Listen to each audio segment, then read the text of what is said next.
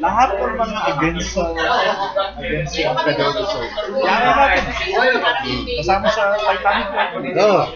Ano yun? Tapos, na-justify pa na maganda pala yung Federal Bank. The Federal Bank is not a government bank. It is a bank of various standards. Diba? And they are printing money on behalf of the American people. Diba? Selling your word, utang ito. Utang ito ng Amerikano. Yung pinaprint nila utang ito. Isipin mo yan. Hindi alam mo.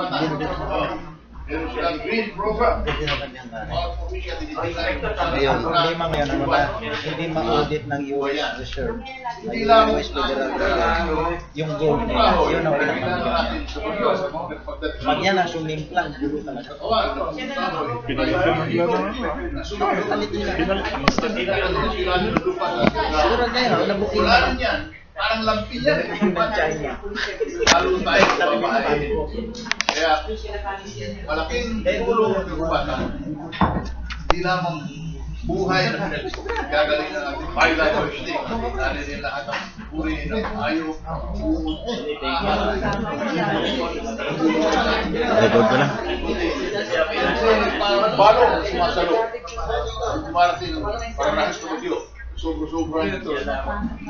Tubig na bumabagsak sa ating lupain. At yung gagawin daloy, kinukuha natin ang tulog sa tanggal. Gagawin na natin ang tubig sa ating pertahanan, sa ating industriya. At sa lahat pero ang China ngayon, dito silang binabuan na bangko. China with 67 countries. Isang infrastructure nagkakakit ang US bakit ang federal kasi pati mga European countries nag-sign to support. Ito yung counter ng China sa federal bank. Kasi marami silang under possession. Ang daming dollars pare, surplus. Di ba? Tinabantayan ng yan. Yan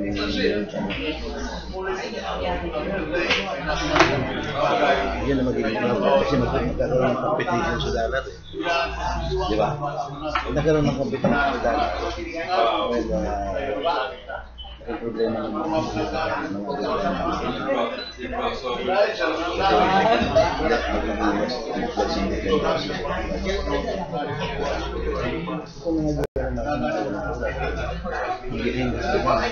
kapag sa atin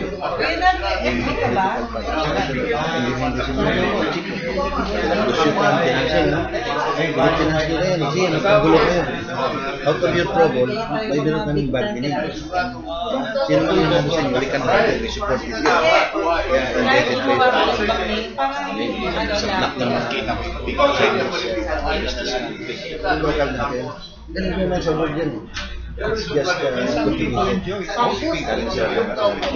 sabi niya? Yung hindi siya nakikita.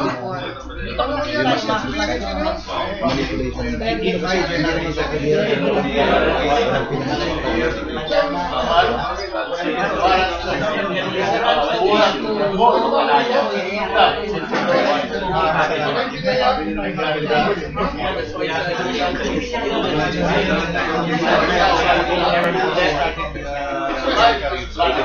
Sa atin yan. Kaya may ilang makuryente yan. Minsan siya pagkaigal. Oo nga. Hindi nagpano sa'yo pa rin. Wala tayong kuryente. Walang battery pare. Kaya walang kuryente.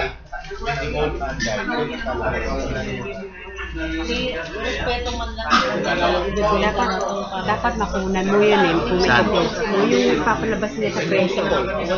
Saan? Yung slide yan. Bakit? Papalabas sa presyo, makikita niyo sa slide presentation yung backend. Diyan lang, wala bang slide? Wala yan tayo monitor dito eh.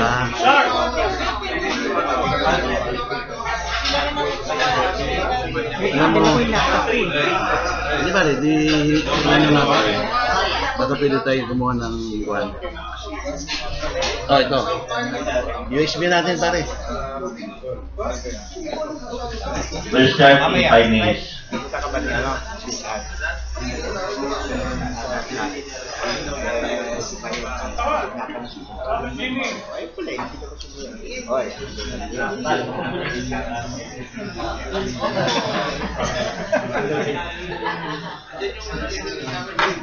He needs the nourishment. Kaya bata pa to.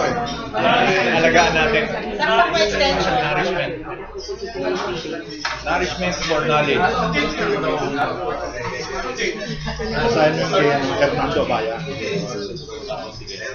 Yeah. Sister. Naging professor ko sa English. Magaling. Sister. Yan naman na lang. Copy ka na lang, baka pwede. Sa history ng Pilipinas, mas maraming collaborators na Pilipino. I tend to agree. I'm not surprised. Pagdating pa lang ng Magellan dito, nakita mo. I wondered about that. Why is negative collaboration so prevalent? Tingnan yung history ng Japan sa exactly. Yung something in the Filipino psyche that has laid down the basis for so much negativity. And hindi na ako qualified for that. I can only speculate. Pero intelligent answer, hindi ko na carry.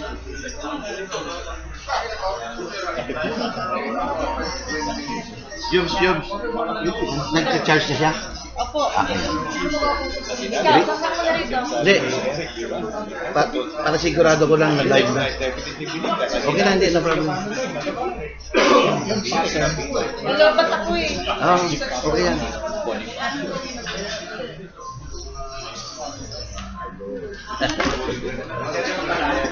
Ano tayo mamaya? Konti lang. Naparami tayo, kaya gano'n. Konti lang. Dick, notebook o notebook?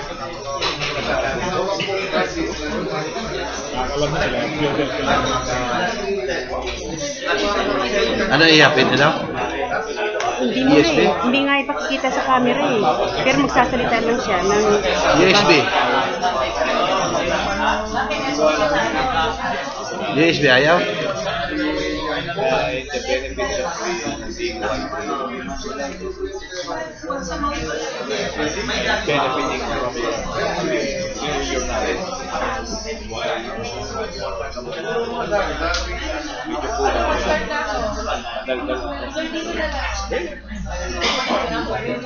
Analyze annotations. Hindi ko na kasi writing ko.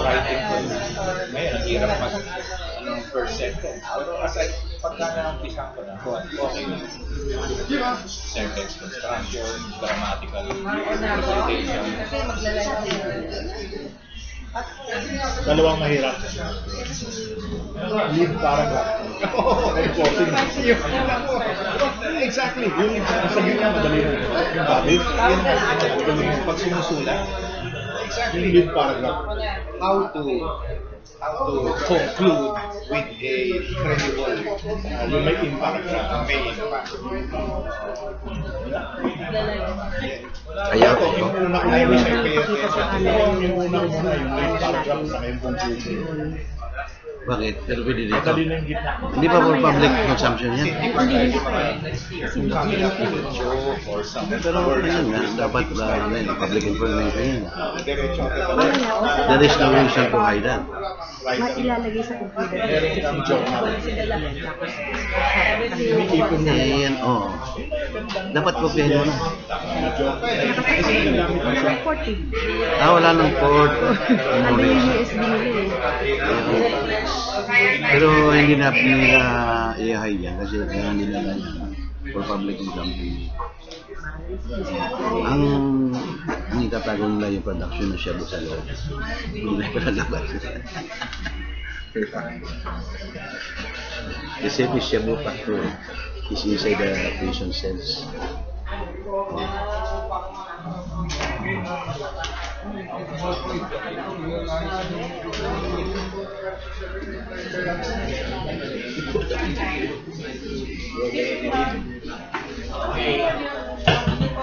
Good morning, friends and guests. Welcome to Friday Breakfast Hotel. Marami tayong tatakal today. Actually, si Senator Pimentel will be also coming over in a short while. At, I'd like to introduce our guest. Is Rusty Daliso del Saduro, PARM, no? He is the Political Affairs Coordinator of San Lakas. Our whistleblower, Jail Inspector Angie Bautista. At mabutin lang at meron tayong mga ganyang klaseng mga kababayan na matapang. Kundi, nakita nyo, lahat sa... Ilan natin lang na sinabi sa inyo na lahat ng jail ay siya laboratory ngayon. O, look what happened. Naglalabas na thanks to the NBI. Kundi, biro mo yan. Minahanap natin, kunyari yung mga drug lord. Eh, natin na nag-ooperate sa loob ng kulungan. Dito lang yan. Dito lang sa ating forum nag-start ko. Avedero Pagmil. Okay? And of course, our favorite senator, Sani Alvarez, will explain to us about climate change and so many things about the real situation of our climate. Siguro, sinong mag-ibisa? Si Lady First, no? Lady First. Angie, ikaw muna. Go.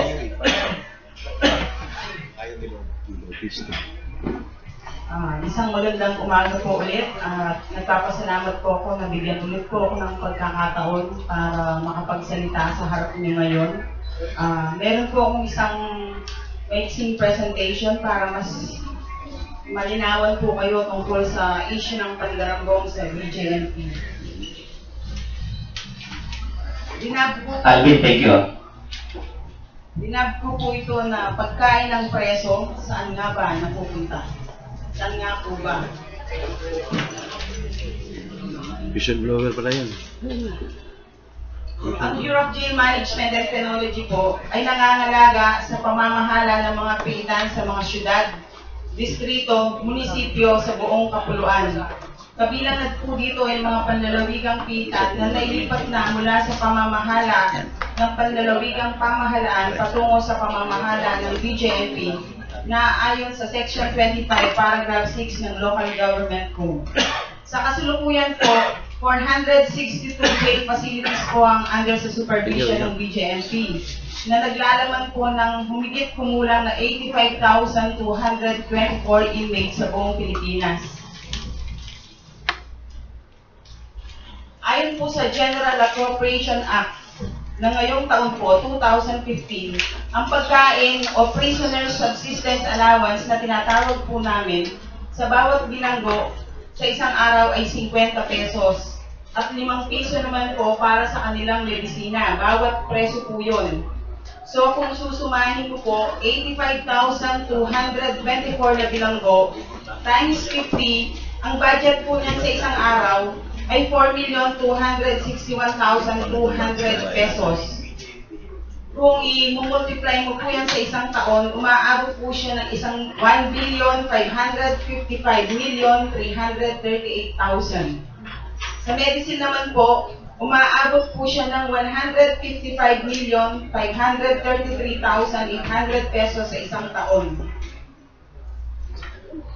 Ano po ba yung transition period? Ito po yung gradual transfer of management from provincial jail to BJMP. 462 jails na po ang nasa pamamahala ng BJMP. Kasama po yung mga provincial jail na tinake over namin. Kabilang po dito, yung mga inakusahan ko po ng mga probinsya, yung Bataan, Quezon, Albay, Bohol at Iloilo. 5 panlalawigang pitan pa lamang po ito na may hawak tayong dokumento. Wala pa dito ang ibang panlalawigang pitan na nasa pangangalaga na bilang BJMP. Nagkaroon po ng kasunduan o Memorandum of Agreement sa iba't ibang region. Sa bawat kasunduan o Memorandum of Agreement na nilalagdaan ng bawat panig sa panlalawigang pamahalaan at BJMP, nakapaloob sa kanilang pinagkasunduan na habang hindi pa kaya ng BJMP ang full operational supervision sa mga panlalawigang pitan, ang panlalawigang pamahalaan muna ang maglalagak ng pondo para sa pagkain o prisoner subsistence allowance ng mga bilanggo. At ang BJMP naman ay mangangalaga, mamamahala at mangangasiwa sa mga bilanggo sa loob ng transition period o sa loob ng ilang taong na pagkasunduan ng bawat panig. Mga tao lang po ng BJMP ang nakalagay po dun sa provincial jail. When it comes to financial matters, provincial government po. Dito po pumapasok ang double funding ng BJMP. Ang Bureau of Jail Management and Penology at Provincial Government of Bataan ay isa pong classic example, ay pumasok sa isang kasunduan o Memorandum of Agreement para sa Bataan Provincial Jail at nakapaloob sa kasunduan o MOA na nilagdaan ng Provincial Government ng Bataan at ng BJMP noong August 18, 2010, nakasaad dito sa MOA na the first party, which refers to the Provincial Government of Bataan, provide for the amount it is presently appropriating for the subsistence of the inmates and for the payment of electric bills and water supply during transition period. And also stated in the MOA, the first party during the transition period shall prepare and provide for the food and meals of the inmates. Maliwanag po dito sa MOA na ang provincial government ng Bataan ang magpapakain sa mga bilanggo na nakasaad sa transition period sa loob ng 3 taon. Subalit, isang masaklap na katotohanan po na nilalahad ng mga dokumentong nakalap natin na habang naglalabas ng pondo ang pamahalaang panglalawigan ng Bataan, ang pamunuan naman ng BJMP na nagsasabing hindi pa nila kaya, ay naglalabas din ng pondo para sa pagkain ng mga bilanggo sa naturang pilitan. Double funding. I-summarize mo, Angie, para makapagsalta pa yung mga iba. Tapos tatanungin ka namin mamaya. Sa Batas o General Appropriation Act, di ba po, mahal na senador, maliwanag na 50 pesos lamang ang aprobadong daily prisoner subsistence allowance ng isang bilanggo. At wala sa nasabing kasunduan o MOA na maglalabas ng pondo ang BJMP para din sa subsistence allowance ng mga inmates sa Bataan Provincial Jail na ngayon ay Bataan District Jail. Ayon sa kasunduan, ang second party, which refers to the BJMP, shall assume management, supervision, and control over the Bataan District Jail, convert the same to Bataan District Jail upon the partial turnover thereof by the first party. Kaya lumalabas sa Bataan District Jail na double funding para sa mga pagkain ng mga bilanggo ang ginagawa ng matataas na opisyales ng BJMP kasama na kanilang mga tauhan sa ibang pwesto. Wala po kasi tayong ito po yung mga ginamit nilang scheme or strategy sa pagnanakaw po sa pondo ng mga preso. Alam mo, Angie, yung mo, ilang probinsya lang yan? 5 pa lang po ito. 5. Kasi actually, meron kumausap sa akin the other week nung lumabas ka rito na meron din daw na expose sa mga ibang probinsya. So very clear na nationwide ang kalokohan. By bill mo, sa buo operation nationwide. Tapos ang scam, graft and corruption nationwide. Ano ba ito nangyayari dyan? Ha? Sige, go ahead. Kung makikita niyo po sa screen natin, ito po yung ginagawang liquidation po ng BJMP. Sa region, ito po yung sinasubmit po nila sa COA. Kasi po, natanong ko po sa COA, hindi po pala nila nakikita na may liquidation ang BJMP national at liquidation ng local government.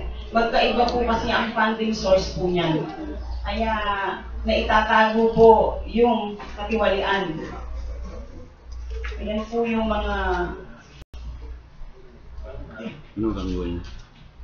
Ayan po yung mga nakuha po nating dokumento ng katunayan ng pagnanakaw ng pagkain po sa halagang 50 pesos. Saan nga po ba napunta? Pati barya-barya, pinapatulan. Ang bigil, ano, ito mga tao. Sa lady si Galia. Bagay, kahit na barya, pag malakihan yan, eh, malakihan din yun talaga.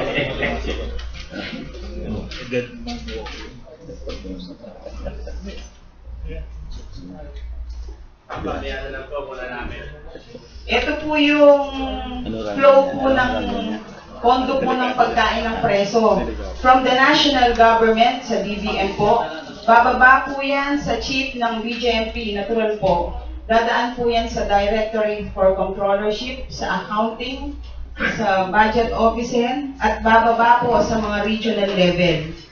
Ang laki, lawak pala ng partihan yan. Bababa po sa regional level, bababa po yan sa regional director, dadaan po sa controllership, tsaka budget ulit, sa accounting, sa disbursing, at ang pinaka-end user po, yung warden and wardress na namamahala po sa provincial jail. Galing nito. Galing nito. Hindi pa kasama yung location ng mga Paano po ba nag-liquidate po ng pagkain po ng preso? Paano po po na sabing may katiwalian? Kasi po, pag po, dito po kasi sa BJMP, by administration, hindi po by catering. Gaya po ng ginagawa ng Bucor, meron pong caterer po sila. Sa amin po, kung sino po ang warden, siya po ang nagpapakain. At saka po dito, advance po yung pera. Gaya po for the month of May, ibibigay na po yan sa first week hanggang katapusan. So, hawak-hawak po ng warden yung pagkain ng preso. Paano po naliliquidate yan? Magsasubmit lang po kami ng number of inmates, yung pong commitment order, yung pong daily monitoring, yung official receipt po ng mga biniling pagkain.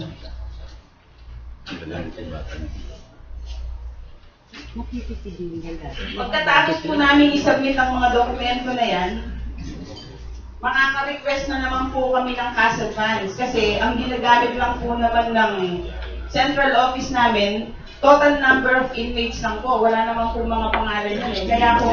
Kaya po as per GAA, 85,224 inmates po ang request ng central office namin na preso, yun po yung pinopondohan ng DBM. Kaya po umabot ng 1 billion, 555 million. Tuwid na daan. Nagkahati yan sa BBM. Nahawa pa ba yan, Angie? Yes, sandali na lang Yan. sir. Sandali na lang. Ngayon po, paano po nagkaroon ng command conspiracy Yan. dito po sa budget ng preso? Kasi po, every quarter po, kasi po ang sabi po ng aming chief BJMP, wala daw po siyang kinalaman sa nangyayaring katiwalian. Paano po siya walang kinalaman? Kasi every quarter po, meron kaming tinatawag na command conference. Lahat po ng regional director sa buong Kapuluan, nagpupunta po dyan sa Mindanao Avenue para i-report po yung accomplishment ng bawat region. At kabilang na po dito, yung allotment po na naibigay sa bawat region at paano nila niliquidate. Ito po yung malinaw na litrato kung paano po, saan po napupunta yung 50 pesos. Malinaw po dito sa probinsya ng Bataan pa lang, meron pong catering yan. So yung makikita nyo po, isang platong may ulam at may kanin. May kasama pang minsan na kape yan pag almusal o tubig pag tanghalian. Napupunta po yan ng diretso sa preso. Samantalang yung BJMP po, kung makikita nyo po, walang laman yung plato. Kasi po, wala naman po silang dapat pakainin. Dahil nga po doon sa nakasaad sa MOA, hindi po magpapakain ang BJMP kasi hindi pa nga po nila kaya. So, nagpakain si Gob. Kaya po yung 50 pesos, dumadaan po sa warden. Ewan ko po sa ang bulsa po napunta. Yun po. Maraming salamat po. Okay. Mami, I will get back to you. at let's hear from Rusty, because I know that Rusty and San Lakas is supporting this kind of advocacy to ferret out the graft and corruption in the government, right? Can you give us more information on this?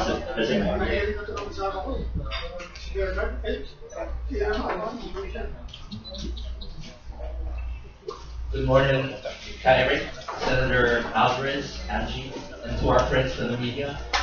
San Lakas is fully supporting the case of BJMP Jail Inspector Angelina Bautista, because we believe that whenever and wherever graft and corruption manifests itself throughout the bureaucracy and the state apparatus, the people's organized or otherwise should stand behind these sincere and good and honest people.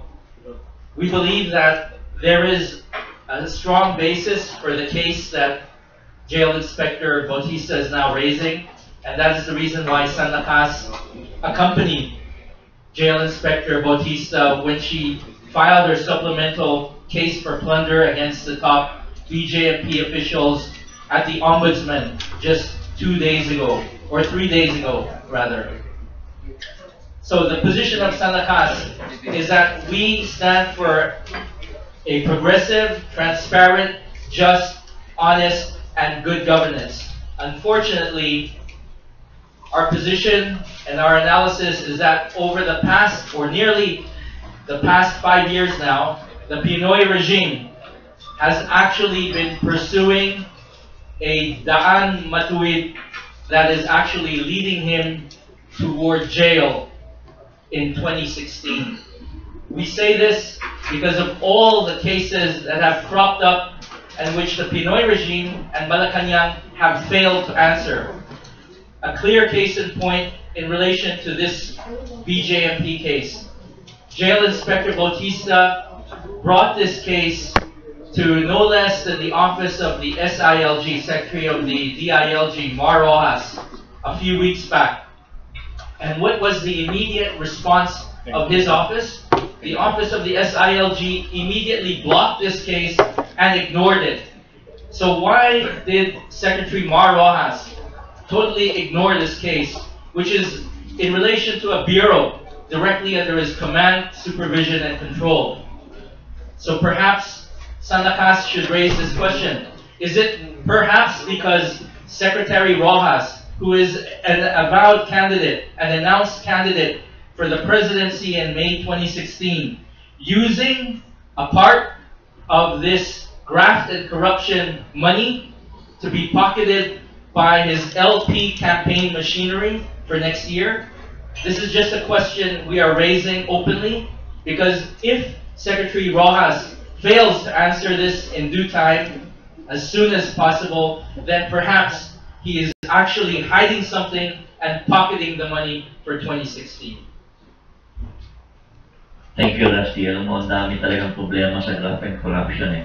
Pero kahapon, no, I heard John Sevilla of Customs about the graft and corruption, pressures, but meron siyang mali ron sa isang sinabi niya eh. Dinadama niya yung isang reliyon na wala namang kasalanan. Kasi, talking to experience, I've been dealing with customs for so long, and so many other agencies. Eh, yung mga nalalagay naman sa ng reliyon dyan, ng mga tao, eh, true merits yan eh. It so happen, nagkaroon ng brand name na pangalan, Iglesia ni Cristo, or Praise the Lord, etc. Pero actually wala kasalanan ng religion dyan eh. Dapat na kinokorek nila yun. Dahil kulang sa intelligence itong si Sevilla, na talagang dapat masibak na siya doon. Dahil kita mo siya mismo, nagulat eh. Kitang-kita natin yung bitterness niya when he made a statement yesterday. Pero, he's parking on the wrong tree. So, kailangan dito sa ganitong klaseng situation, eh, i-correct natin ang mga maling mga diskarte, lalong-lalo na, siyempre, talak-talak ang buhay sa costume, bigla kang mawawala eh. Kaya lang, mali ang kanyang tinuturo. But anyway, before we get back to Angie and Rusty, let's hear from Senator Erson Alvarez. Dahil alam nyo, ang pinakamalaking problema natin ngayon ay itong climate change, and weather engineering. Itong hindi naintindihan ng napakaraming tao. Kala nila, God-given lahat, no? Marami ngayon mad scientists. And I believe, try checking my blog regarding this matter, www.ericsanuan.blogspot.com to know more about the weather engineering. Kala mo sa sini lang eh. Hindi. It's really happening. Saka, itong best weapon, kasi kung magkakaroon ng nuclear war, eh talagang mutually assured destruction yan. Samantalang ito, sectoral lang, regional lang. Pwede mong wasakin ng walang kahirap-hirap, mag-earthquake, magkakaroon ng super typhoon just like what they did to Haiyan or Yolanda, and so forth. The other day, last week, biglang-biglang tumula yung yung karawakan sa China, natakot, ikala nila, end of the world na. O nagkaroon na ng nuclear holocaust. Pero actually, it's all crisis by design. Pero, pakinggan natin ang paliwanag ng ating good senator regarding this dahil very serious talaga itong problema ng climate change. Senator. Gumagawa sa inyo. Alam niyo nung ako yung nasa Senado 1990, paso tayo ng resolution upang ipagdiwang. Sumali tayo sa maraming bansa sa daigdig. Mayroong resolution si Gaylord Nelson of Wisconsin at pinumpot itong bansa ang dirawang earthquake. Maganda mundo, masaka ng mundo, bubuhayin ng mahusay ng tao, kaya hindi na tayo. Ngunit noong 1990, na nag-file ako ng resolution, hindi lang pagdiriwang, kundi pag-iingat at pagtanggol. Sapagkat noon ay dahan-dahan lumalabas ang katotohanan ng kagandahan ng mundo na yan ay pinastos ng buong sa katawan. We have degraded Earth. In 1992, nag-meeting ang buong mundo sa Rio de Janeiro at sabi nila, yung paggamit natin ng tubig, nating footprint, paggamit natin ng gubat, paggamit natin ng lahat na nagbibigay buhay ay labis-labis. Dahil labis-labis, magdadagdag pa tayo ng 1.9 bilyong tao pagkatapos ng 2 taon, ng 1992 yun. Labis-labis, kinakailangan magkaroon tayo ng 3 daigdig upang buhayin yung ganun daming populasyon na 9 bilyon. Kulang na ang mundo. Kaya ngayon, lumabas na ang mabigat na katotohanan. Ito pa ang problema ng climate change sa pinakamubigat na problema ng sangkatauhan. At kinakailangan sa Earth Day celebration na ginawa ni Coring isang linggo kung sa kanyang executive order, kasama yung linggo ito. Yun ang dapat tuunan lahat ng magaling na lalaki ng mga media na nagpapahayag sa bayan kung magising tayo lahat. Bakit? Itong climate change is a man-made disaster. Dahil sa paggamit natin ng makina for 200 years of the Industrial Revolution para makagawa tayo ng mga magagandang bagay na progreso at pagbibigay ng ginawa sa atin, nagbuga tayo ng carbon. We've been throwing carbon dioxide and other greenhouse gases into the atmosphere to the volume as of present day of about 3,100 billion metric tons. And this is the study done by the Intergovernmental Panel for Climate Change headed by Pachauri that received the Nobel Nobel Prize noong 2008. Yan na ang katotohanan tinatanggap natin. Dahil sa umiinit ng daigdig, ang init ng daigdig ngayon ay 1.3 degrees centigrade over that of Industrial Revolution. Ngunit, yung pag-init na yan, akala nyo konti-konti lang. Yan ang nagbibigay ng mababagsik na bagyo na katulad ng Tacloban, lumabog sa atin, 8,000 Pilipinong namatay. And then, ang dahilan na sinasabi ni Eric na maski sa China ngayon, katakot-takot ang cyclones. Yan din ang dahilan kung bakit sa Bangladesh, sa Vanuatu, maapaw mga dagat. Natutunaw ang yelo sa North Pole at sa South Pole, and the rising of the ocean the flood and the drought is caused by climate change. O yung pagbubuga, the accumulation of carbon dioxide because of our use of machines that give us this prosperity and comfort. Kaya, nagpupulong ang buong daigdig. Paano po natin babawasan yung carbon na yan? Sa Paris, baka sakaling magkaroon na ng solusyon sapagkat sabi ng Amerikano, sige, magbabawas kami ng mga 25%. Sabi ng Czech, sige, sa 2030, magbabawas din kami. So there's now an emerging global consensus. Lahat ng bansa kami, magbabawas ng carbon. Pero, yan bang pagbabawas na yan, on a principle of common but differentiated responsibility, kanya-kanya, ayon sa kakayahan natin, ayon sa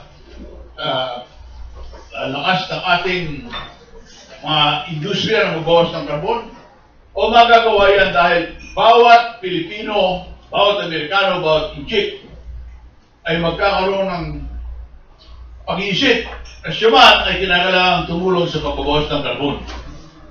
Kapagkat maski na gawin natin, gawin ng lahat ng gobyerno ng buong mundo ang takdang pagbabawas, kung hindi rin naman tayo hihinto, tayo mapagkaraniwang nilalang sa pagbubuga ng carbon, baka pagdating natin doon sa taong dapat na babawasan ng carbon, ganun din ang dami ng carbon.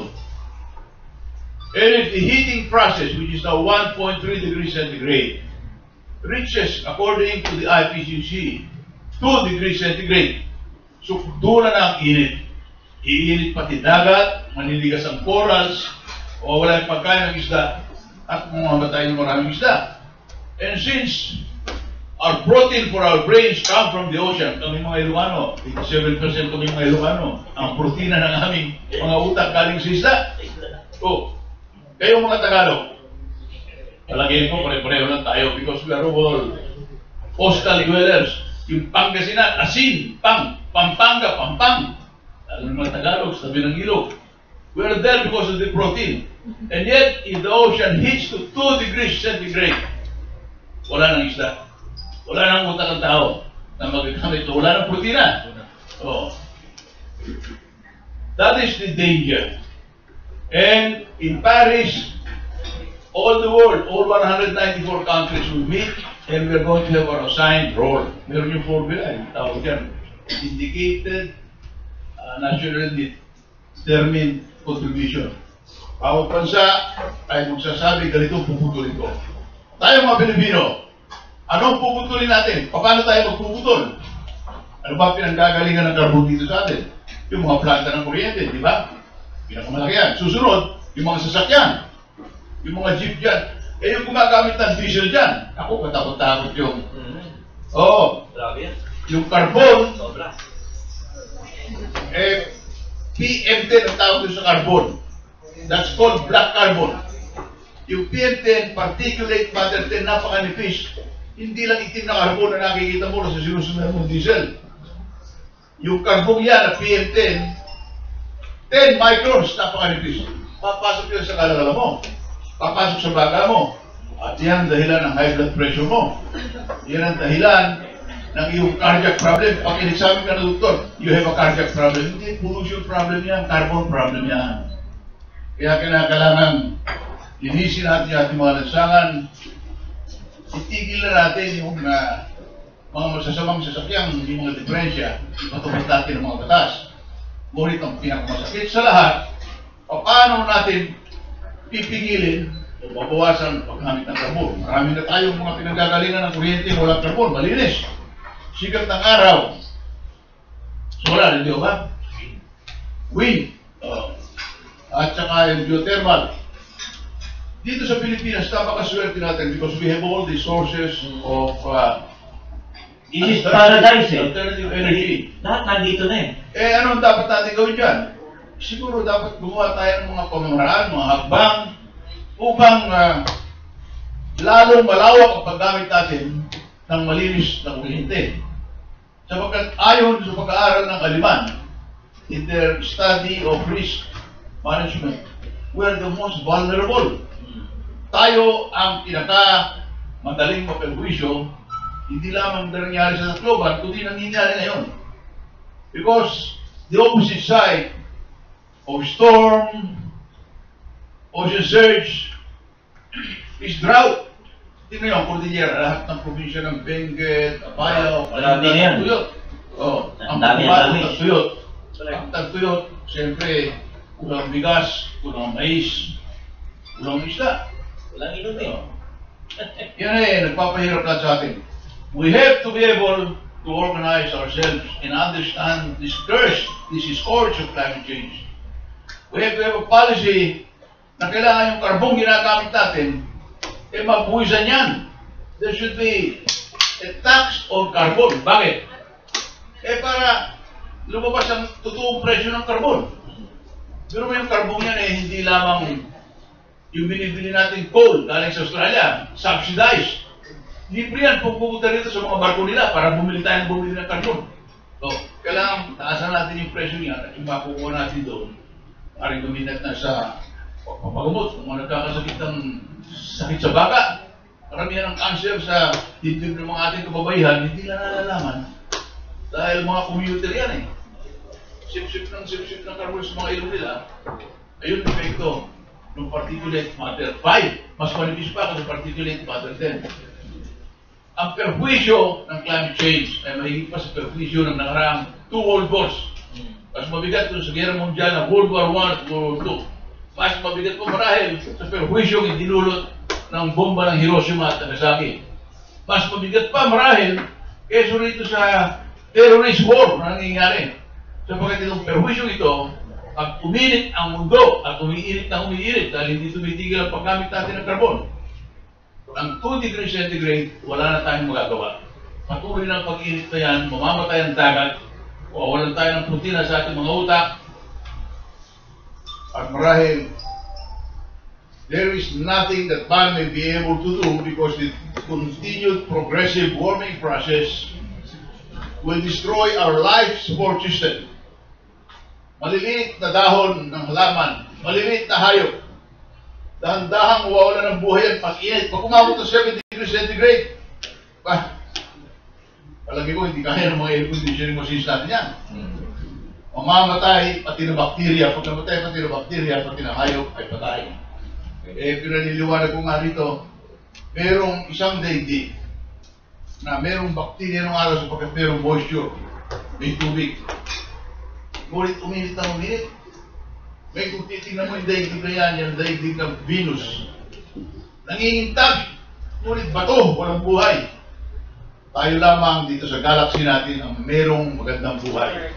Ngunit kahit-dahang namamatay ang buhay na yan, at kung hindi natin tutugunan itong man-made disaster na paggawa ng karbon. Karbon na pinanggagaling ng ating magandang buhayan, ng ating luho. Kung hindi natin dahan-dahang susupilin at pagkakaisahan. Kasama sa Paris ang ating delegasyon. Ngunit dito man sa Pilipinas pa, kailangan tayo ay gumawa na ng mga hakbang upang gumawa tayo ng low carbon society.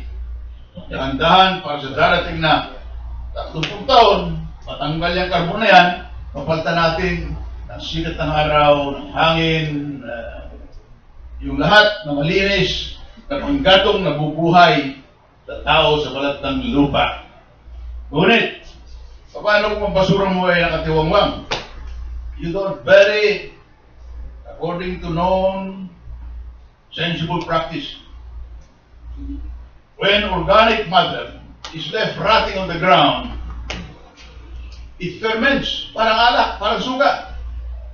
Gumagawa yan ng methane. Mas mabagsik pa ng 50 beses kaysa carbon dioxide. Nilipad sa impapawid yan. Paano? Yung basura ng Maynila, 6 na tonelada. Ilan ba ibinabaon sa ilalim na lupa yan? Ang Quezon City, mabuti 60% na. Ang Quezon City ngayon, ang binabaon sa lupa. Hindi na gumagawa ng methane. Mga maliliit na bagay, ngunit pumapatay. Kaya kinakailangan unawain natin maliliit na bagay na yan. Bakit? Doon sa Norway, sabi ko sa Prime Minister na, sinakay niya ako sa maliit na kotse niya. Kaya, when do you get this energy now for this small car? Dahil sabi niya, we don't use any carbon dioxide. Yung sa akin ganun, windmill. Pagbaba namin sa coffee shop, tinanggal niya yung kanyang cord, isinaksak dun sa curb, sa sidewalk. My energy for my battery here comes from the windmill.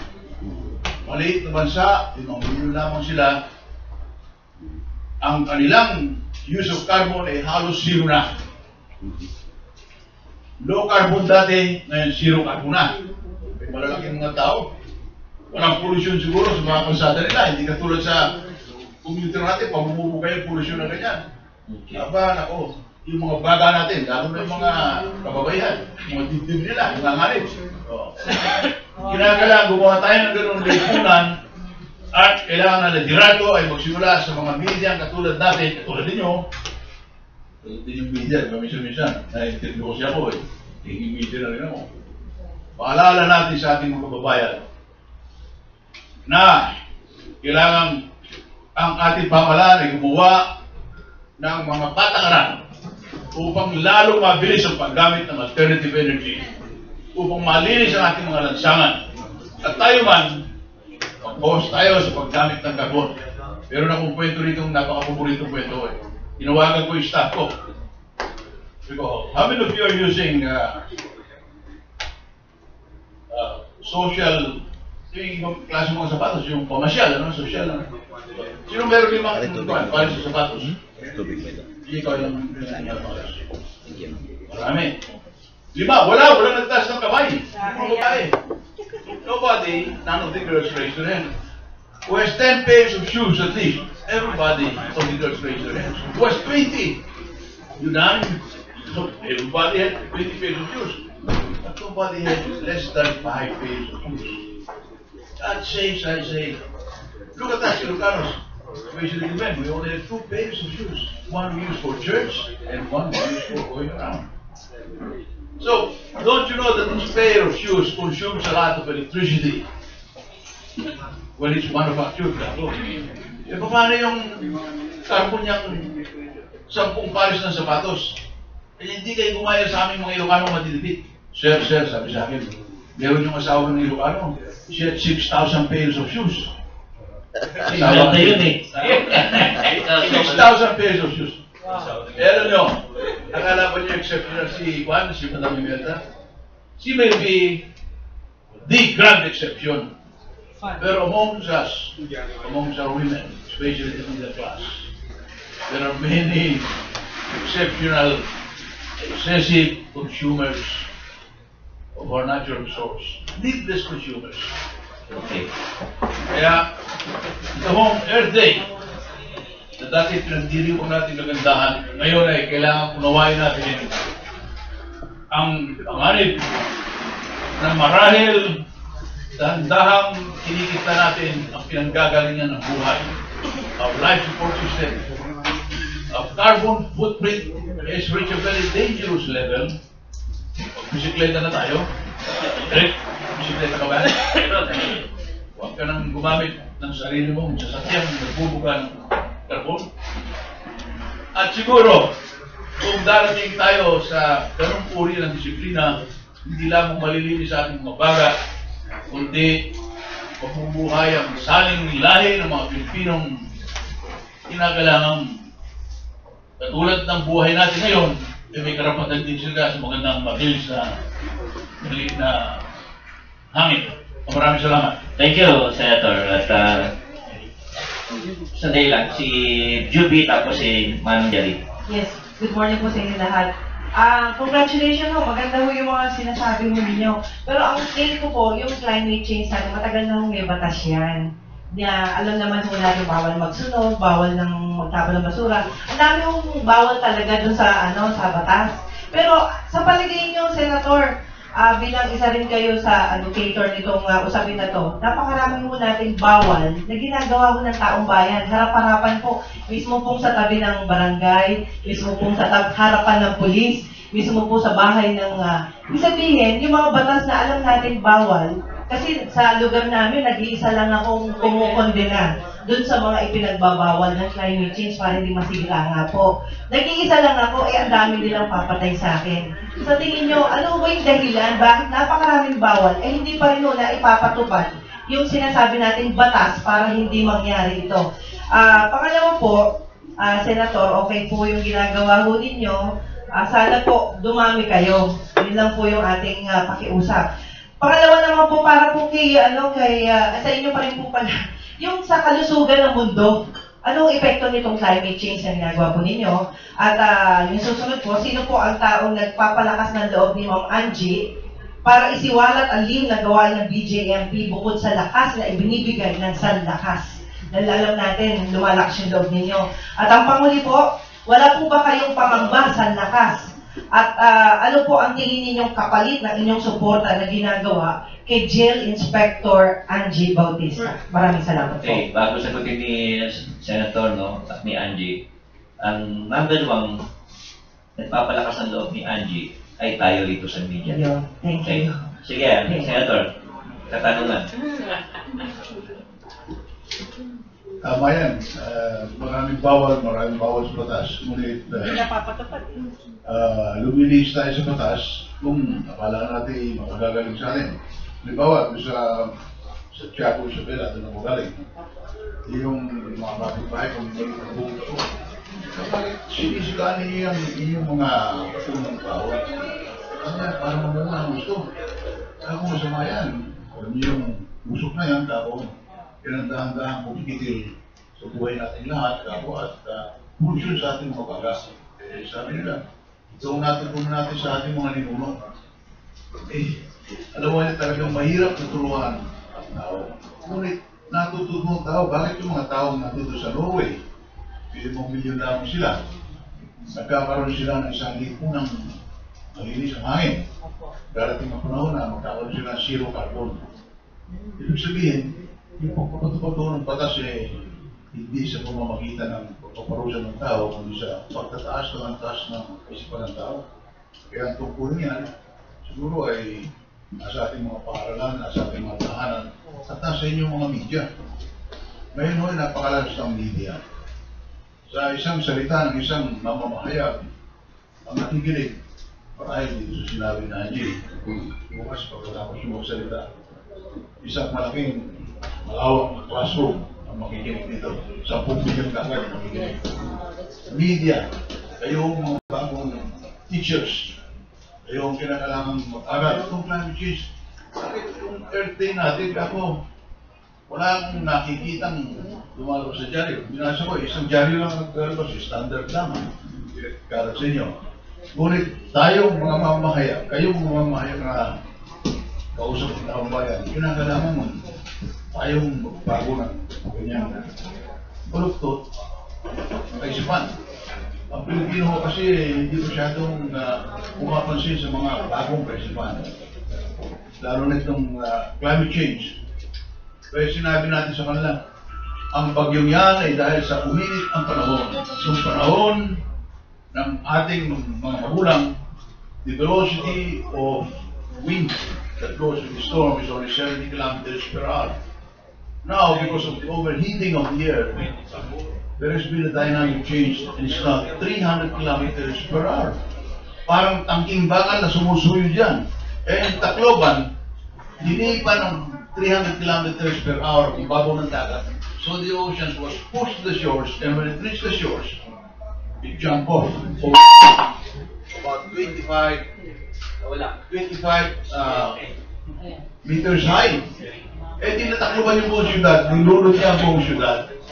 At pagkatapos, yung dati-rati sa ating mga ulan, 10 balding tubig, may 10,000 balding tubig ngayon. Because there is an overheating of the surface of the earth. And the surface of the earth is 70% water, 30% water lang ang lupa. If you overheat this, you'll have a lot of water vapors in the skies. And when the velocity of the wind comes, this ferocious velocity of 300 kilometers per hour, miles per hour, hit these water vapors. Dala ho ng hangin yan. yung ibabagsak sa inyo ng hangin na 10 tonelada, 1,000 tonelada na. Ang precipitation na takot-takot kaya nalulunod tayo. Ayaw natin pakinggan nung nangyari sa Tacloban, may mangyari sa Maynila yun, pwede lalong maraming taong masalot na. Ngunit, nagising din ang mundo. Sa Paris, nagkaroon ng kasunduan. Sapagkat yung cheat, sabi ng cheat ng araw sa Copenhagen, 208, nandun ako sa Copenhagen. Sabi ng mga Scandinavian, alam mo Scandinavian, kukunti lang sila pero bright eh. Okay, we will cut 30% of our carbon dioxide. Sabi ko sa kanila, sapagkat akong ginawang tagapagsalita ng mga developing countries dito sa Asia, can you raise that to 40 at least in 30 years so that you will minimize these terrible weather changes, these storms, this drought that hit poor countries like us. Sabi na, we will study it and we'll come back. Following day, during the debate, sabi na, okay, we will raise our cut but in another 5 years. Sabi na, tutuloy namin. Sabi ng Canada, about China. China should cut. Sabi ng, we're only a developing country. We have not been throwing carbon dioxide for the last 200 years. Hindi katulad ng 200 years. Kami last 25 years lang. Ang isang inchik kanila ay nagbubuga ng 6 tons of carbon. 6 tons of carbon. Bawat Chinese. Pero sabi ng Hapon, yeah, but there are 1.3 billion Chinese. 6 times 1.2 billion, you are the biggest polluter of the world. Nag-walk out ang Brazil, nag-walk out ang Canada, hindi nagkaroon ng kasunduan ng 208. Swerte ang buong bansa. Sapagkat ang nakaraan taon, sabi ng Amerika, magpuputol kami ng in 5 years, 25%. Sabi ng China, susunod na rin kami sa Amerika. Magpuputol kami sa 2030 upang sa 2050, 36 years from now, 80% ng carbon namin mapuputol. Bakit? Kasi nagagalit na rin yung mga inchik dahil katakot-takot ang polusyon sa Shanghai. Surprise smog. Katakot-takot ang polusyon. Kailangan naka-mask din palagi. Okay. Taong bayan na nagsasalita. Pagsalitain ninyo ang taong bayan rito, kayong mga media, i-educate ang people para meron tayong mga batas na bibilisan ang paggamit ng kuryente nang gagaling sa hangin, sa sikat ng araw.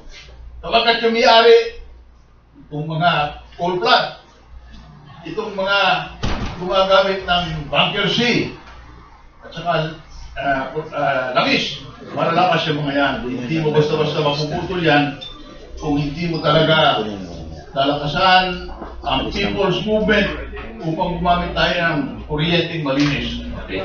Thank you. At Angie? Tapos si Rusty. Yes, Sir Tapos Eric. Gaya po Jerry. ng sabi ni Sir Eric kanina, yung katanungan nga ni Ma'am, kung sino nagpapalakas sa akin, ang Trimedia po. Lalo na po itong balitaan sa Rembrandt. Ang Trimedia po dahil habang may mga media na nagsisiwalat ng katiwalian, marami pa pong gaya ko nalalantad kahit nag-iisa dahil nandyan po kayo. Maliban pa po sa Trimedia, nandito po yung Sanlakas, andito po yung VACC, ang Philippine Alliance for Human Rights Advocates, ang aking pong mga kaibigan at kasamahan sa trabaho na despite na pinapa-unfriend ako sa Facebook, pinagbabawalan silang i-like or mag-comment, pwede naman po mag-PM, hindi po ba? Yan po ang mga nagpapalakas sa akin dito sa kursada ko na to. Actually, dahil po sa inyo at sa lahat po ng mga kaibigan na sumusuporta dito sa aking krusada, nakapag-file na po ako ng another set of officers sa Office of the Ombudsman noong pong Monday. Nakapag-file po ako ng bagong mga opisyales na mandarambong sa aming ahensya. Okay, Rusty. Our basic position as Sanlakas is that we definitely want to pursue genuine social, economic, and policy reforms towards systemic change.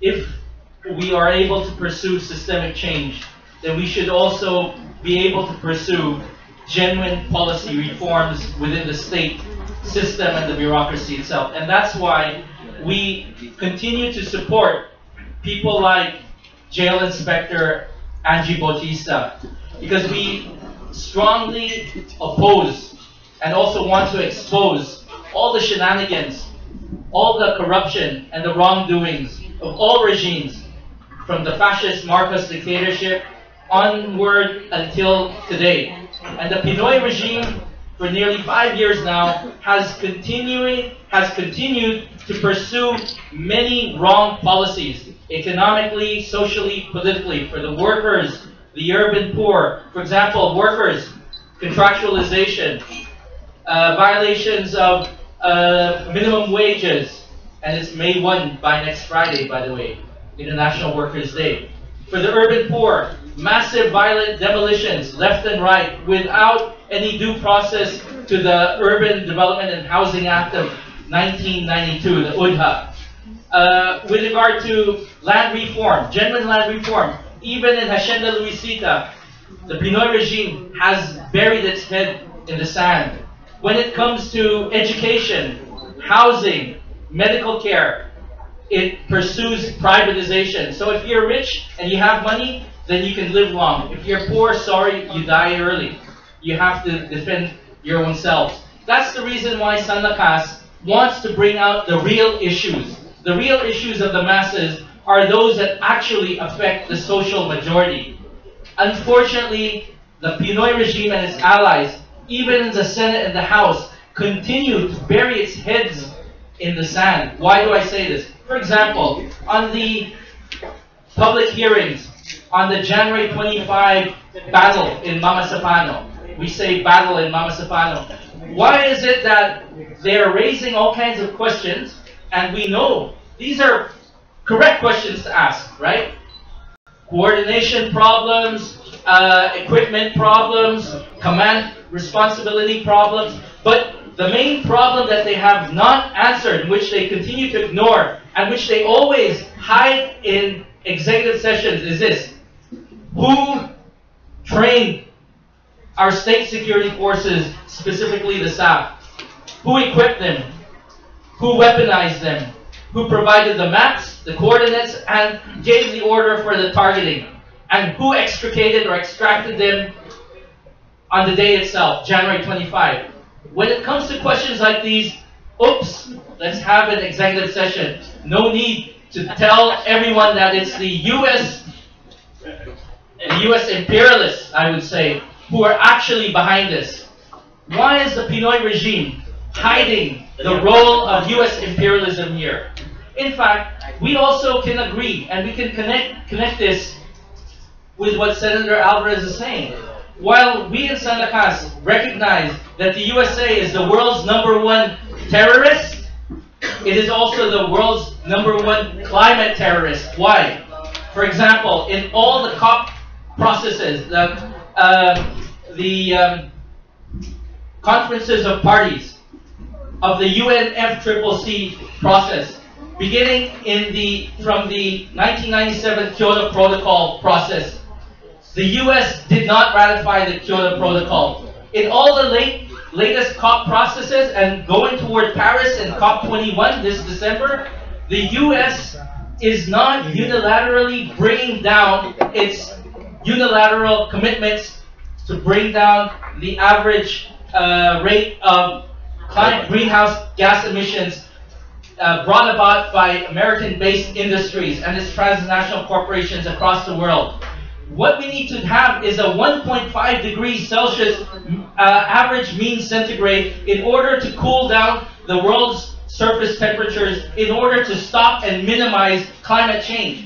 But the US is not doing this because it wants to protect its own industries and capitalist class at the expense of the non-Annex 1 countries, meaning the poor countries. But the Annex 1 countries, the so-called rich countries of the UNFCCC, led by the US, wants to continue its old system, the old ways. And therefore we saw what happened on November 8, 2013, Super Typhoon Haiyan. That was a result of more than 200 years of the US-led industrial revolution, which basically brought out greenhouse gas emissions beyond a 2 degrees centigrade average mean surface temperature level. And that is exactly why we support, in fact, Sanlakas is a member of the Philippine Movement for Climate Justice, PMCJ. I sit in the council of PMCJ, and we will be going to Paris this December to question the Annex I countries and their commitments to changing climate change worldwide. Unfortunately, the Pinoy regime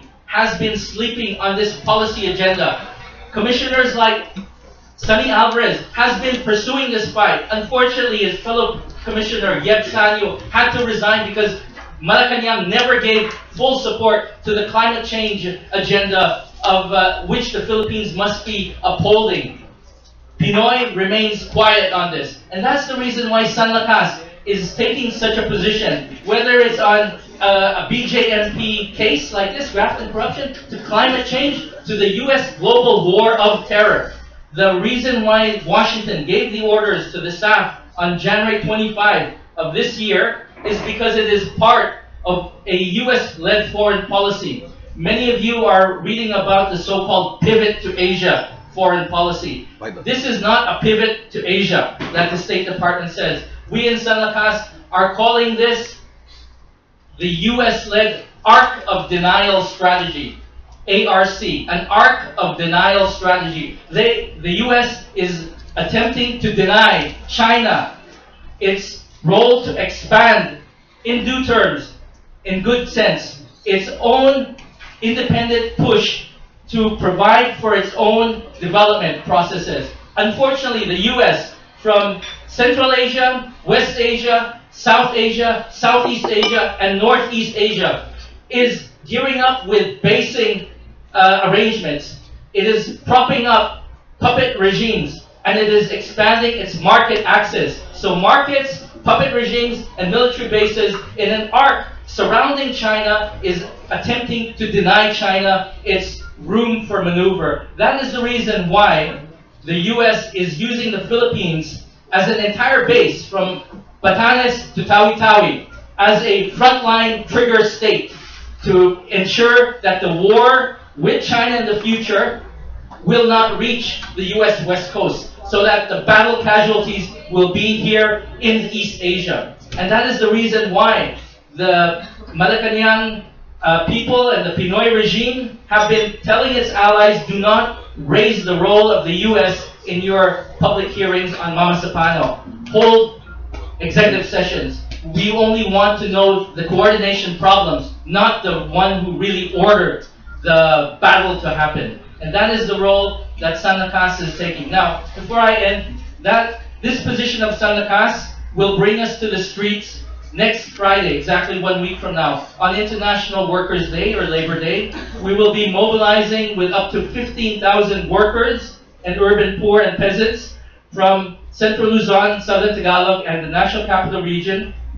We will be marching to Malacanang, and our position will be the following: patalsikin ang rehimeng Pinoy, wakasan ang paghaharing elitista, itayo ang gobyerno ng manggagawat masa. That is the position of Sanlakas, and we believe that we cannot wait for May 2016 to happen. Why? Because more than a year from now, we have over 12 months to go. Malacanang can still maneuver to ensure many changes in their favor, such as the PICOS machines, such as getting more money, perhaps through the DILG, through this BJMP graft and corruption case, for the pockets of the LP to ensure that Mar Rojas wins and remains in Malacanang until 2022. That means for the next 7 years, beginning this year, 2015 to 2022, Malacanang will continue to exploit, oppress, and harass our social majority. Okay. We cannot afford this for our people. Thank you. Thank you, Rusty. Jerry. Magkabigat ako, Sunny. Thank you so much for endorsing the 50ness of the Ilocanos. At any rate, I'd like to ask 2 questions, which is both about climate change. First one is, the harnessing of wind power, solar power, geothermal power. Yesterday, I asked June Verba, who was the president of Westinghouse Asia during the time of PNPP, and Raul Buco was also representing the government in going to New Jersey. I asked him the next question: why did you not pursue PNPP? Is it not viable? The simple answer was it is safety because it's not safe, basically. And it's true because of Germany, a lot of places are now going back to the old ways. But the thing is, one of the old ways is the coal fire. Because we need electricity and a lot of people investing in coal-fired power plants. The second question is, when I was 100% business, I handled almost all the big companies. San Miguel, for instance, some of their plants, while there is a Clean Air Act, and they want to implement it, they don't want to give it the money. Because Genoise just put up their smokestack, and that's it. They claim that once it goes to the air, it's there. But it falls down because of precipitation, that's what you're saying. So that's my second question. The implementation of the Clean Air Act and a lot of our industries are not following them because they will lost in their competition. Who doesn't want to follow because the investment is there. That's the second question. The third one, by the way, Leslie mentioned about oil, etc.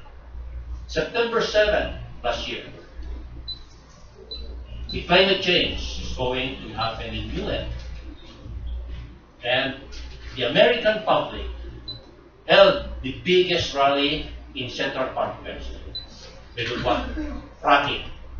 I was there also carrying a banner. And what happened?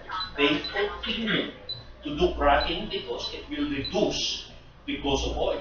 That's why we are now, the Philippines, Japan, the past 3 years, their balance of payments improving because their oil imports very cheap. Let's put down Russia, for instance.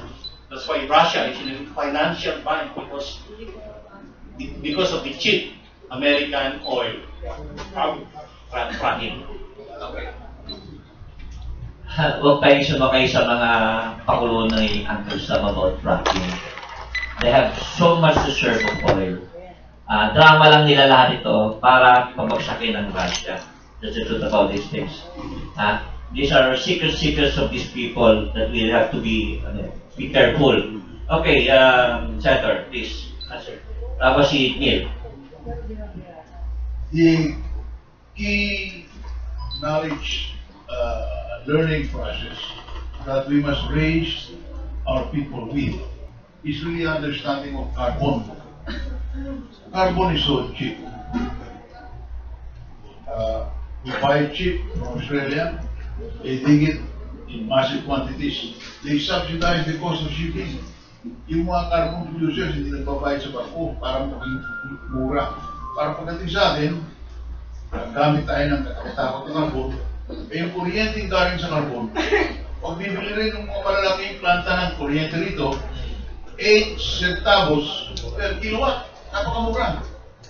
Pero, if you look into the economics of this, that is deceptive. Hindi 8 centavos yan. Sapagkat yung carbon, pag sumulog ka ng 1 pound ng carbon, 4 na pound ng carbon dioxide tinatapon doon. Yan ang sumisira ng buhay. Kapag yung carbon dioxide has caused the overheating. Ito ba katwin, yung 8 centavos mo, i-multiply mo into several destructive social consequences. Cost din yun eh. This is called in economics the externalities. Hindi nare-reflect doon sa pinagbibili nila. Akala mo ang bayad natin mura. Ngunit pagbili natin ng 8 centimos, perwisyo pala, bagyo pala, tuyot pala, matayin pala. So we should raise carbon. Congress should begin to discuss carbon tax. But we do not. We ignore this externality question. Pag itinaas mo ang presyo ng carbon, di siyempre, magiging competitive ang wind. magiging competitive ang sikat ng araw, photovoltaic. Ngayon, mahal yan eh. Hindi makapasok dahil artificially low ang carbon.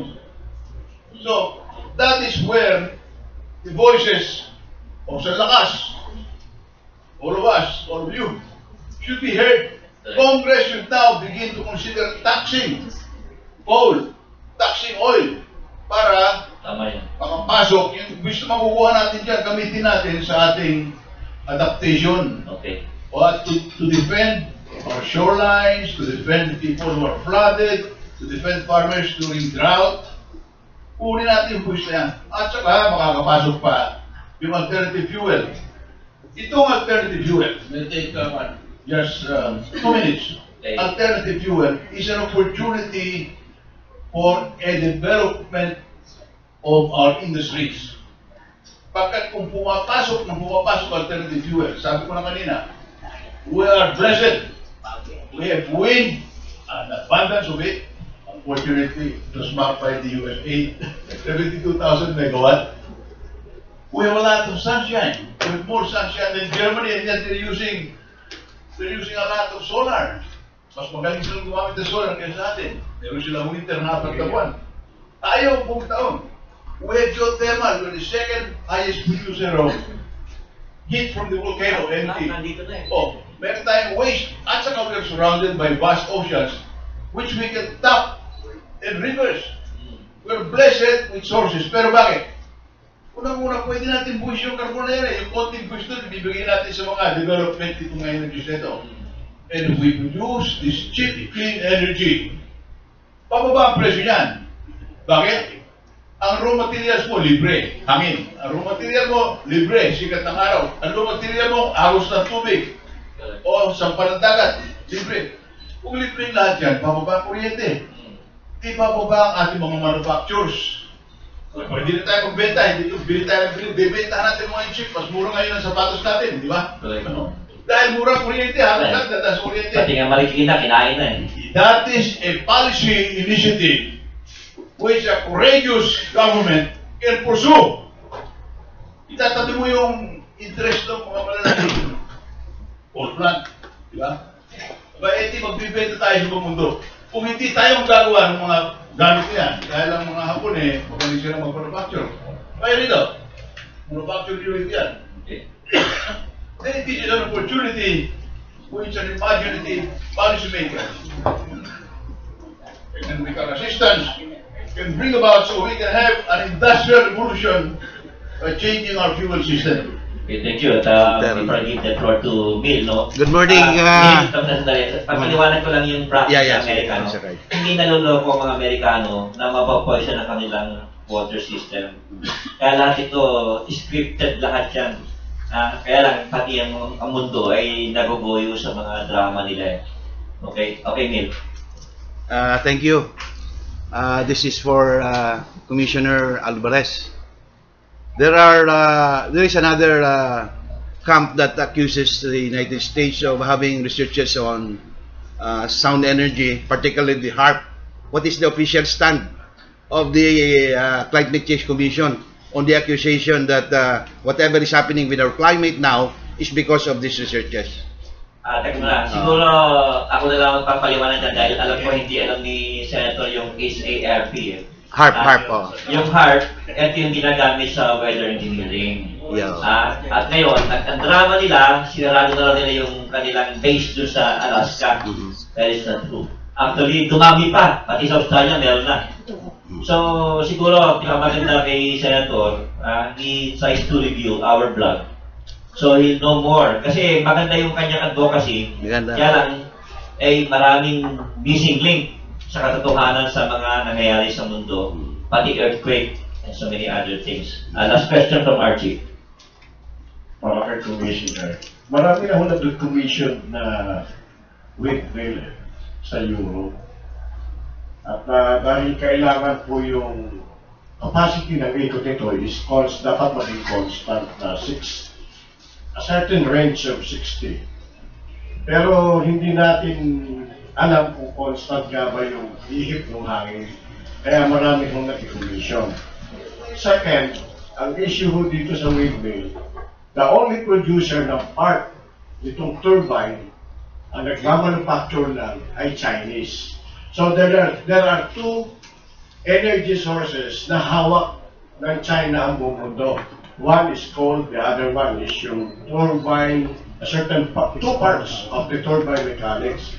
Kaya nga ho, ditong nakaraan, yung studies namin, ng isang grupo, kasama ko rin ho ito yung CCCP, sila Bishop. Ang sabi namin mo sa kanila, napakahirap para sa Pilipinas. Lalo na ngayon yung solar. Nagpasan na ng nanotechnology. Yung nanotechnology yung ngayon nakabase na sa Malaysia. Ito ho ngayon yung latest. Ito ho yung latest. So, ang Pilipinas, malamang, bumalik sa kasera. Kung hindi tayo mag-a-adapt na sarili nating ano. Dito ho ba sa prosesyon to, kailangan natin bigyan ng tipid itong Climate Change Commission para sila na ang mismong mag-impose ng batas para doon sa pag-violate nitong importation of coal. Kasi yun, ando dyan lang sa nabotas yung coal, yung rock energy, ando dyan, pagkawaan na sa Pinas, yung kinakain ng tao, yung alikabit, pumamasok eh. Dapat ito kaya, kasi ang DNR, hindi ho nila talaga, ginagawa pera-pera ang usapan eh. Yun o, yung ano eh. Kailangan po ba ng tao, organization, NGOs, at lahat tayo, na i-pressure ang Congress para magkaroon ng Philippine, itong Climate Change Commission. In a way, yung pabahagi ng paliwanag mo ay maganda.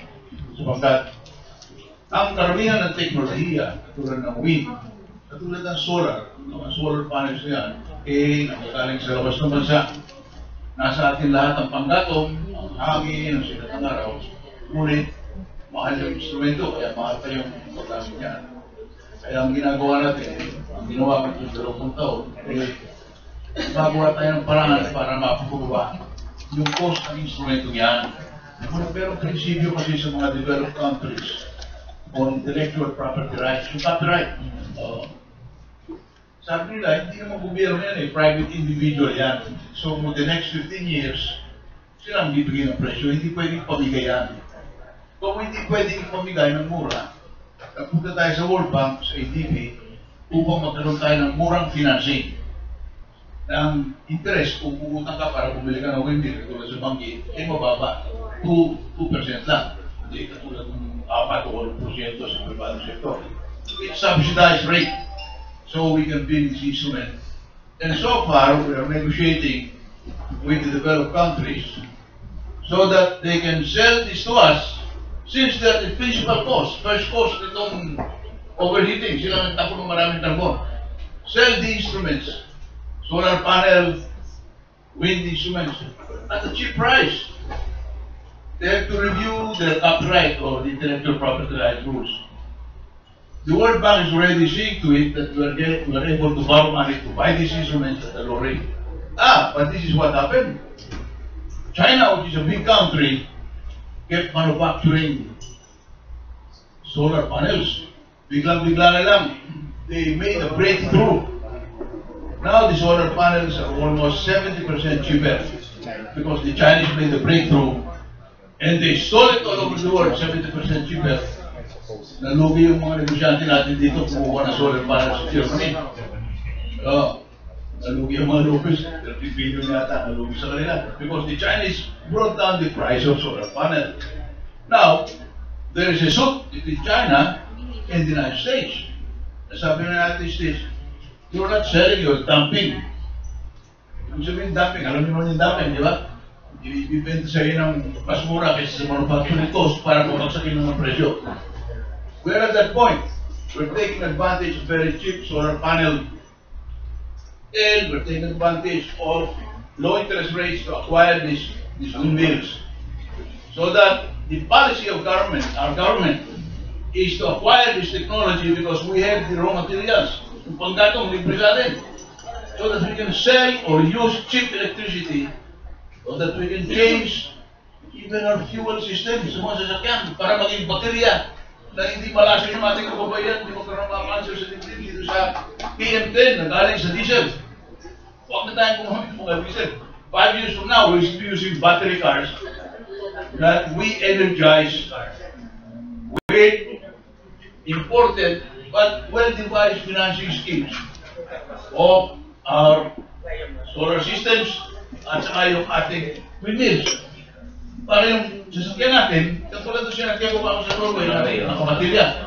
Di malinis ang kalsada, mura ang kuryente, then we'll create more jobs because this will create jobs. So we'll be able to address the problem of poverty. This is the second industrial revolution. And you must put this on the forefront of all conversation para matuto yung mga politiko natin. Tuto yung mga politiko natin. Okay, with that, I would like to thank our guest, Rusty, Angie, and Senator Alvarez. Thank you for the information. We learned so beautiful. And I hope to see you all next week. Meron tayong konting salo-salo sa birthday ko next week. Thank you. And okay, Manis, dahil baka interview pa kayo natin mga kaibigan.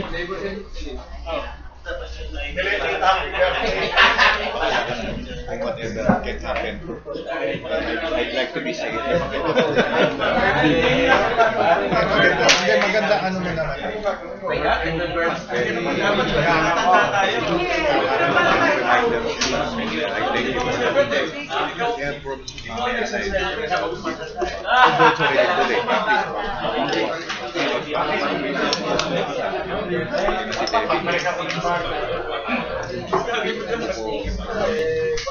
Kasi sabi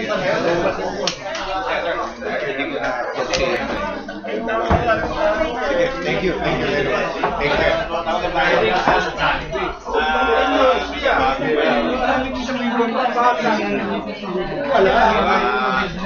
I watch your lecture also. The last program. Marami akong intindihan. Presentation. I watched your YouTube picture. Yung lecture niya. Maganda yun. Ay, reminder sa text sa atin. I appreciate yung maraming kaalaman na ganyan. Thank you.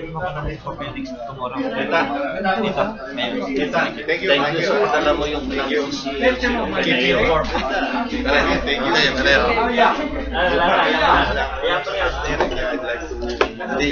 niya alam yung part.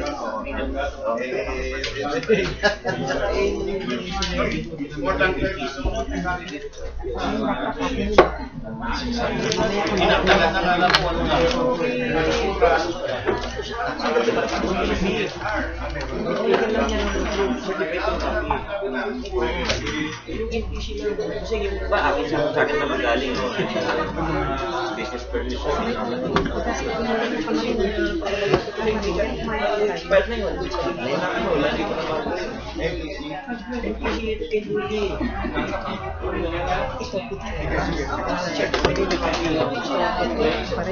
you. Sabihin na yung business permission. Thank you. Thank you, ha.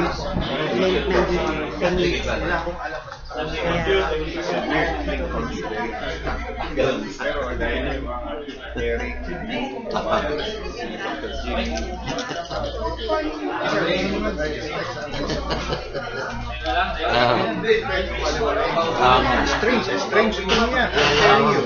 Sound energy yan. Strange and very abstract. Very abstract. Sound energy niya.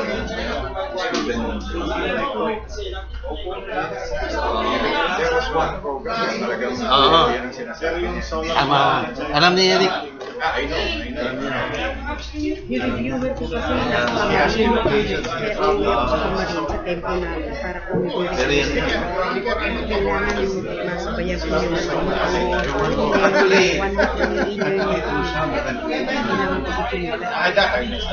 hindi ako sinasabi Low frequency sound.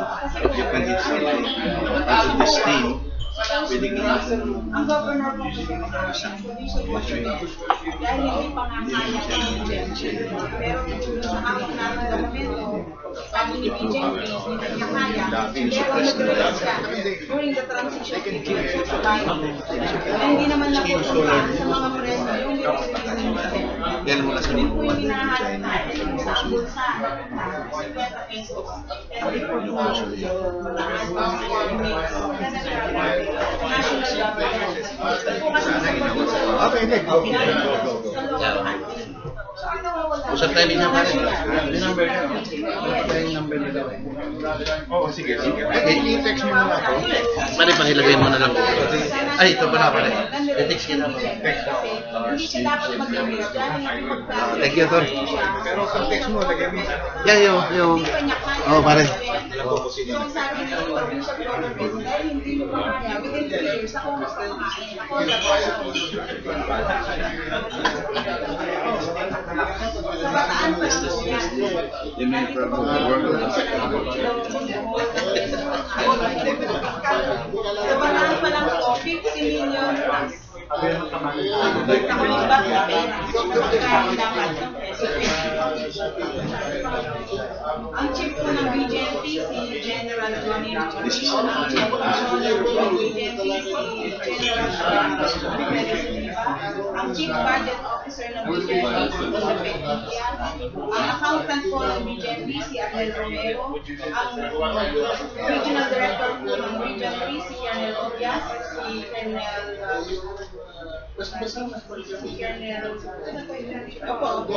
nandito po sa marami po kasi, 16 po official namin, si Colonel Carlos, Regional Director, ang mag-amang Gilberto Marcuri Sr. at Gilberto Marcuri Jr. Yung pong tatay niya, dating Chief Controller ng BJMP National Headquarters at ngayon, accountant ng BJMP Region 3, si Captain Capili, si Captain Bumactao, si Captain Claro, si Captain Don. What's it all about? And things ang memorandum of agreement po kasi nag-umpisa po 2000. Yeah, you don't need to go. Pero yung mga papeles po na hawak ko 2012 pa lang po nahawakan. Pero na-discover ko po siya noong 2014 of last year. Dahil may ginagawa po kong reformatory center sa Venezuela. So I need to study about budgeting. Kaya nung buklatin ko po yung mga dokumento, nagulat ako may mga discrepancy sa mga papeles na sinusumite ng mga regional director namin, particularly the province of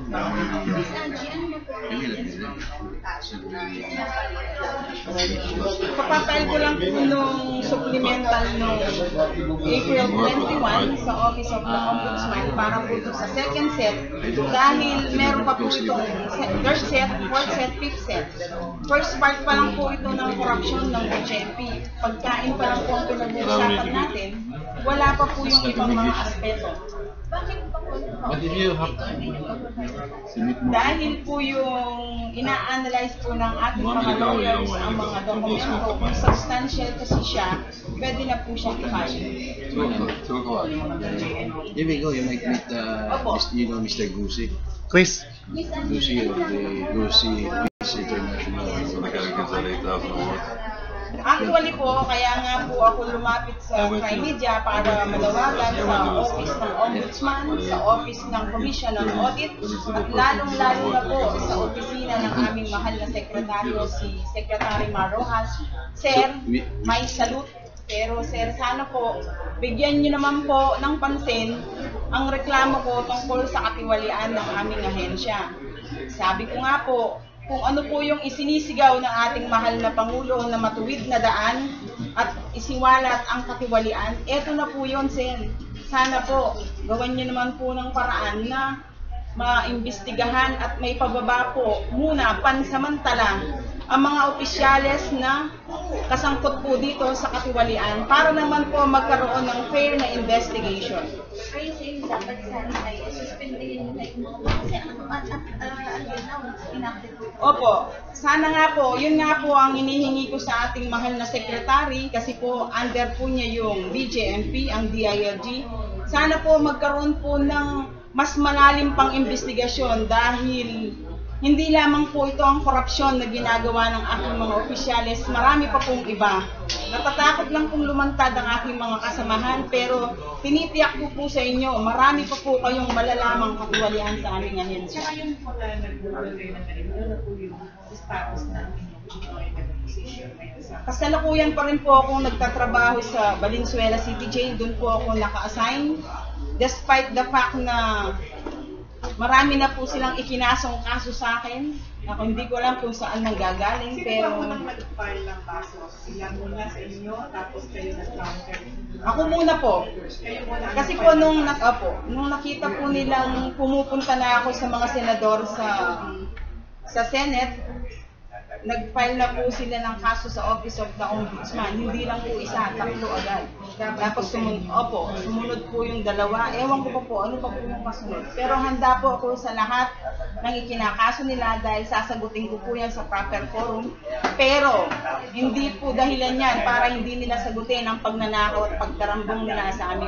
Ngayon po kayo ng kaso, sinuspend po. Hindi po. Hindi po. Active na active pa po ako sa serbisyo. Malamang-lamang po dahil sa pagsisiwalat ko po ng katiwalian na ito. Inaasahan ko po na dahil nakapwesto po sila, kaya nga po ako naghihingi ng tulong sa aming tatay, si Secretary Mar, na bigyan naman niya po ng pansin itong reklamo po na ito.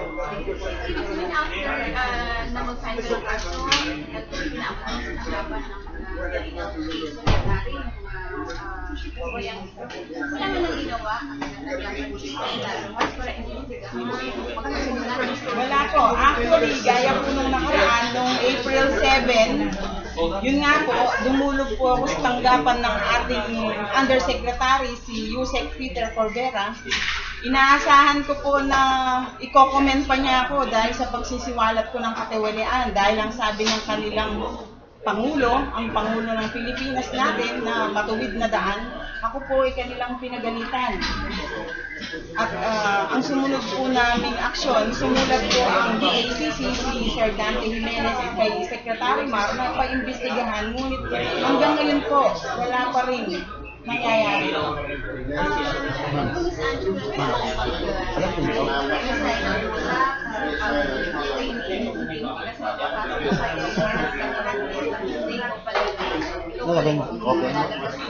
Wala po akong balak mag-resign. Baka po sila kailangan na po nilang mag-resign.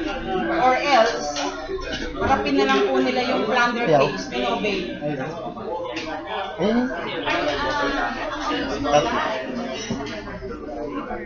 Actually, since March 20 na pinail ko yung complaint, hanggang ngayon po wala pang na-receive na subpoena kasi pagdadalhan naman po ako niyan. Wala pa po. Ngayon nag-file na po ako ng another supplemental at susunod na naman po yung pangatlo. Sana sa pangatlo, meron ng mangyayari ng investigation. At ang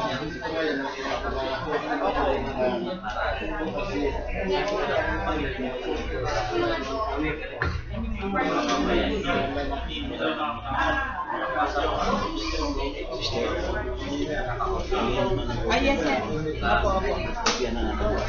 Ma'am, i-save mo na. Pagkain ng preso. Opo. Marami pa lang, sir, yan. Isang pinto pa lang yan. Wala po yung main door. Secret door pa.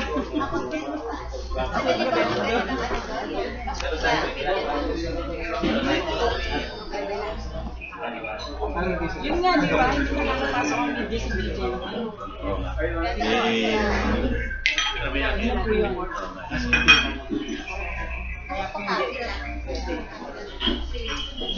Pagkain ng preso. Pwede po mahirap yung papel. Ayan po, sir. May copy pa naman ako. Meron na po yan. Ayan, babalog daw ang computer natin, masyado na daw maservisyo. Saan po siya sa PITV, MSDWWS.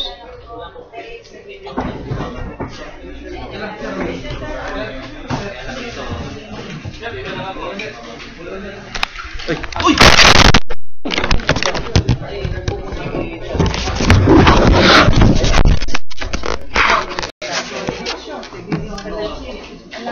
Kailangan mga...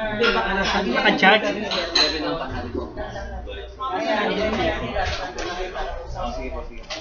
Pakiputol mo na to. Galing ko na. Oo, ang ganun. Ano, buhay pa? Buhay pa. Buhay pa. Yung natin ni ano si ma'am. Na ano pa na yun. Ma'am, doon natin. Ma'am Angie, thank you ah.